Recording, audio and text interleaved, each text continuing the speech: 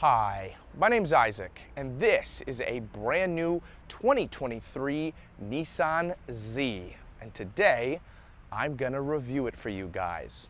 Now, I'm sure most of you are here just to see how well it drives. It drives good, and we'll get to that, but later in the video. First, I gotta tell you guys about all the other features on this car.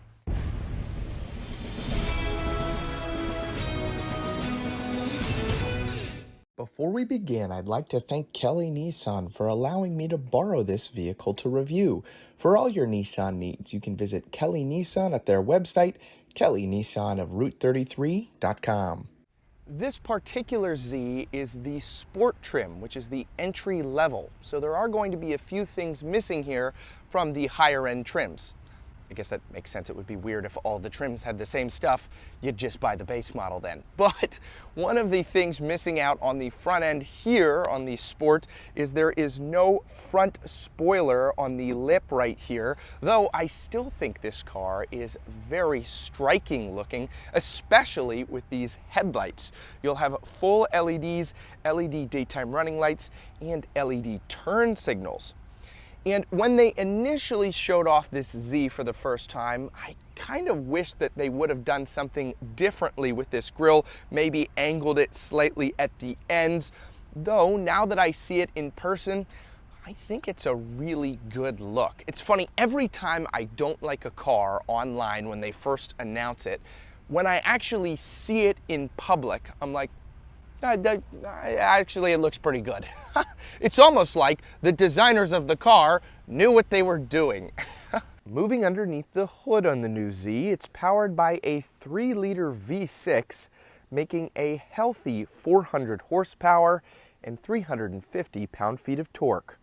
This particular Z is mated to a 9-speed automatic transmission, though a 6-speed manual is also available. Moving to the profile of the new Z, starting here with the wheels and tires, you're going to get 245 45R Yokohamas around these 5-spoke gunmetal gray wheels. I really think they add a lot of character to this car. And then as we move up here, you will get gloss black mirror caps with a turn signal implemented into them. That gloss black matches the blacked out roof line on this particular car. Now that is an option. You can get the entire body one color, but I think that blacked out roof line really works here. If we move down here, something I don't think works as well is the keyless entry button. It's kind of just clumsily placed here. There's no pad behind the door handle or anything, but if you have the key in your pocket, you can tap that. That'll lock the car. Tap it again, it will unlock it. It's nice that it's included, though I wish it was implemented better. In a minute, I'll talk about something that I think was implemented super well, and so I just wish that that was done here. You'll have a Z badge as we move further along, and then getting to the rear, when I initially saw this unveiled, I was like, ooh, that really looks kind of like a Mustang. But after I did more research into it, I feel like a fool because Nissan was paying homage to the 300ZX with these taillights.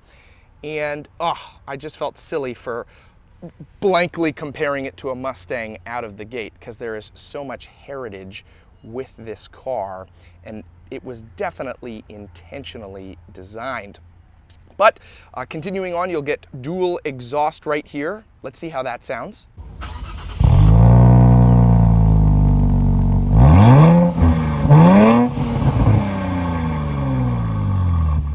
Wow, even here on the Sport, they do not compromise. That sounds great.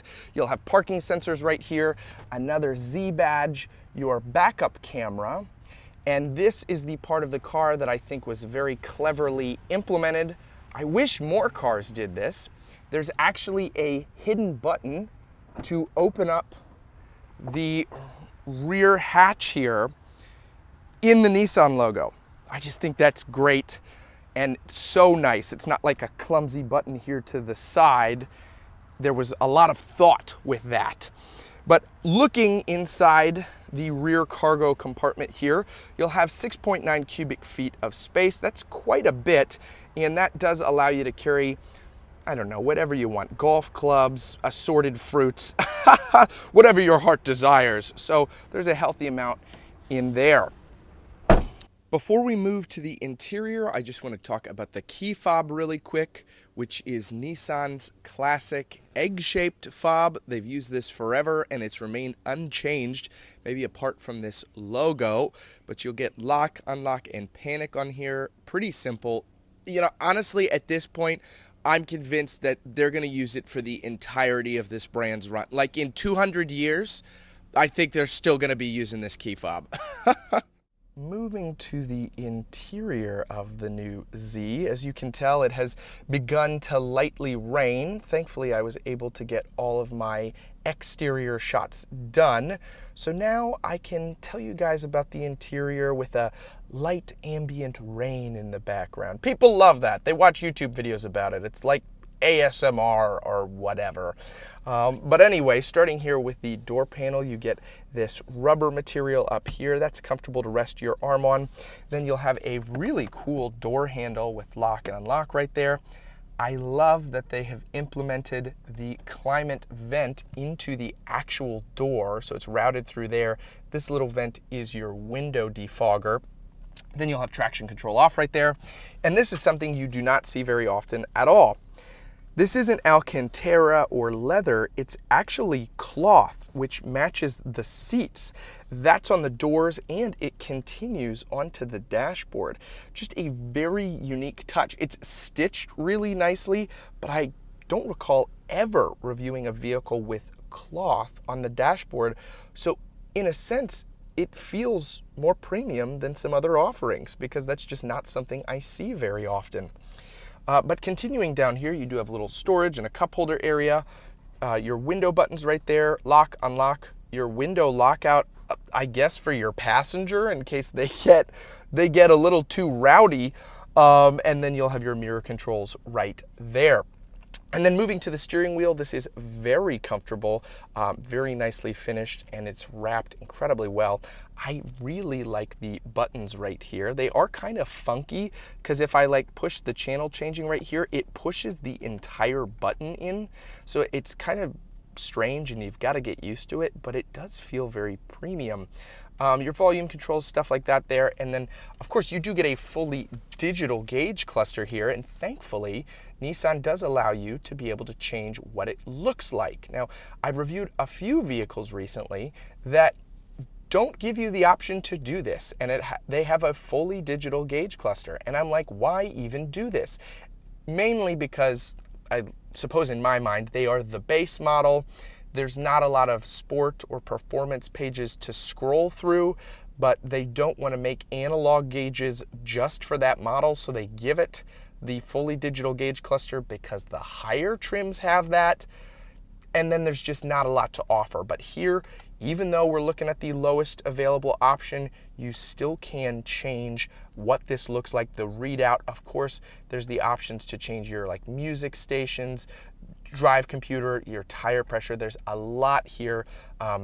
You don't feel like you're getting skimped, or you don't feel like Nissan skimped rather on this, and that you're not getting the full package because it really does offer quite a bit.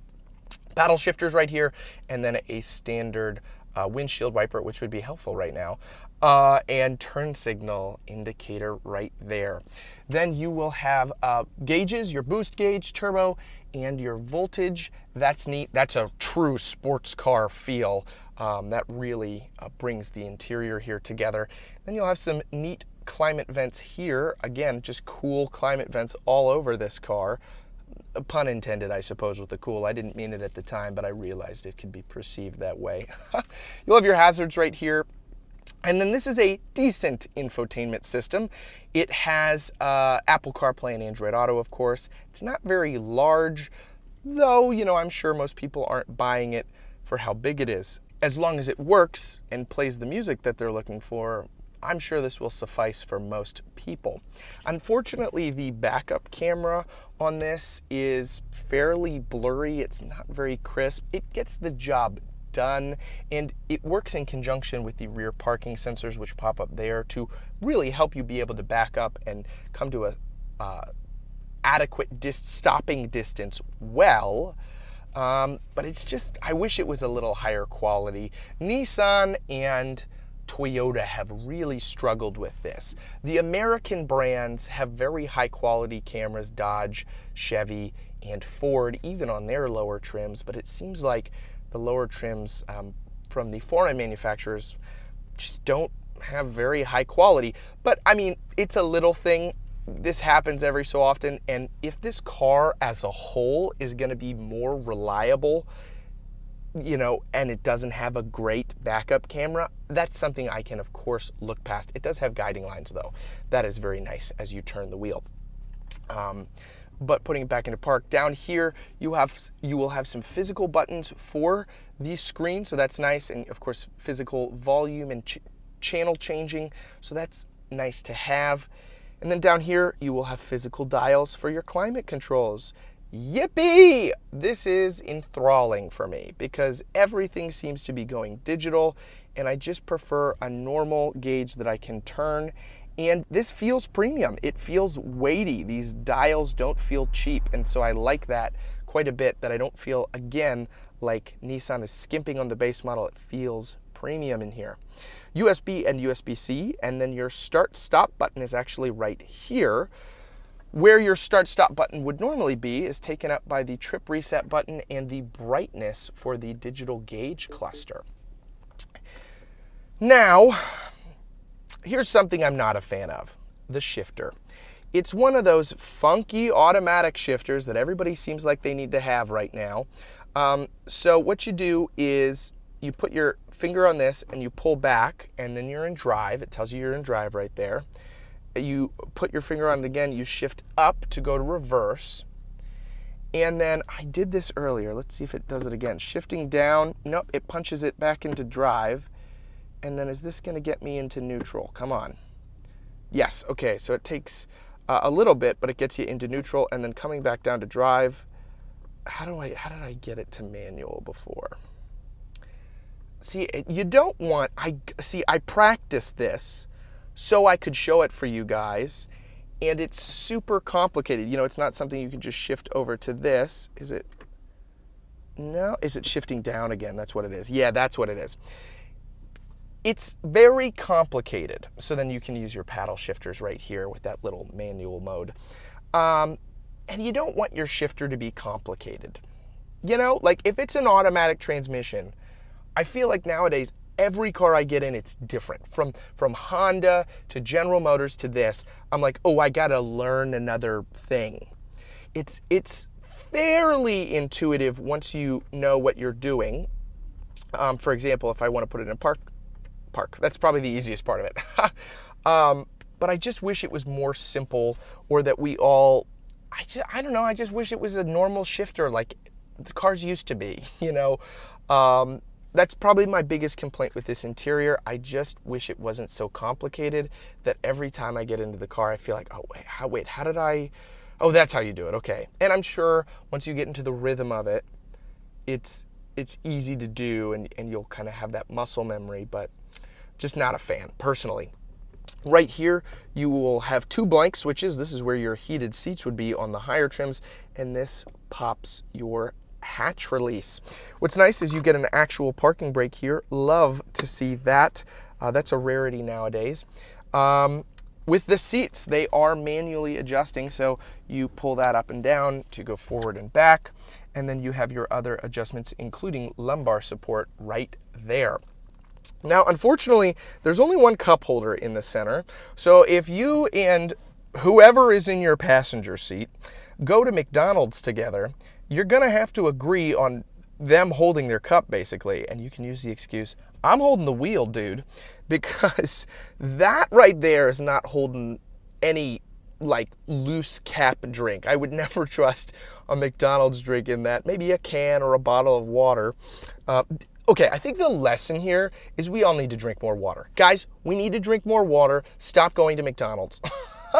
Because there's only one cup holder that works. And then as I continue to move back here, this was funny. Again, before I do these reviews, I pre-prep everything so I know what I'm doing so I don't look silly during this review. I go, okay, this does this and this does this. Okay, great. I go down here and I'm like, oh man, this isn't opening. There's no button. And as I'm looking around, I was like, oh, what's this do? Oh, that's the button.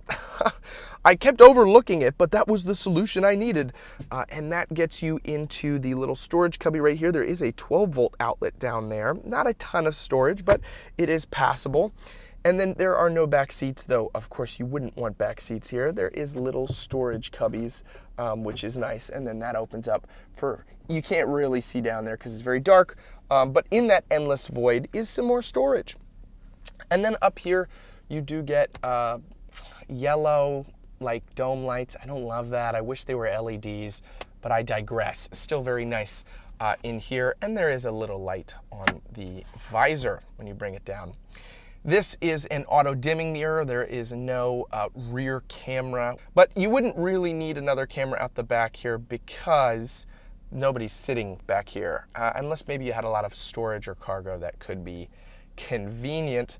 All in all, the interior in here is very, very nice. Super well equipped, even for a lower trim. I forgot to mention actually right here, this is your drive mode selector, sport and standard, pretty simple. So let's take this thing for a spin. All right, driving the new Z. It feels really nice, very low slung to the ground, very comfortable seats. Let's open it up a little bit. Wow, that 9-speed automatic picks up instantly. Like, it is so quick, so precise. Wow, that is, that is amazing. The brakes feel really nice, and as it comes around corners here, you know, I could describe the sensation of how easily it glides around corners, but you really have to drive something like this to appreciate what it feels like.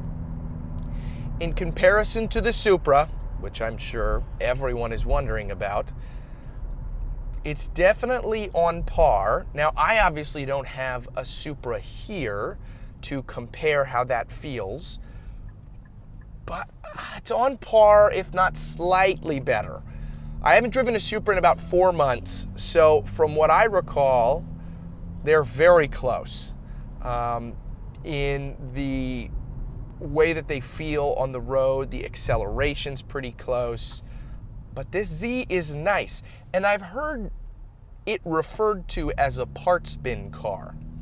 But I think that's funny because, like, the Supra wouldn't exist in its current form either if not for BMW. And since Nissan didn't have that, they're like, well, it's gonna be a car that is assembled with different parts of what we have. And so I appreciate that Nissan has made the effort to still create this car and have it in their lineup, because it's still fun. And look at that! Its acceleration's great. It accelerates like the wind, and it sounds awesome too. So I can't give you an apt comparison to tell you which is better, this or the Supra. I think they're both great cars. This definitely handles really nicely, but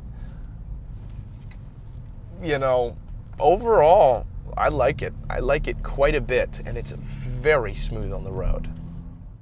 That is just about going to wrap up my review of the new Nissan Z. I really hope you guys enjoyed. And before I go, I'd like to mention that I am a Christian. And if you have any prayer requests, I would love to be able to pray for you guys. You can leave those in the comment section below. Lastly, I'd like to close out on a weekly scriptural reading. This week's is Psalm 8, verse 1. O Lord, our Lord, how majestic is your name in all the earth. You have set your glory above the heavens. All right, guys, I'll see you next time. Take care.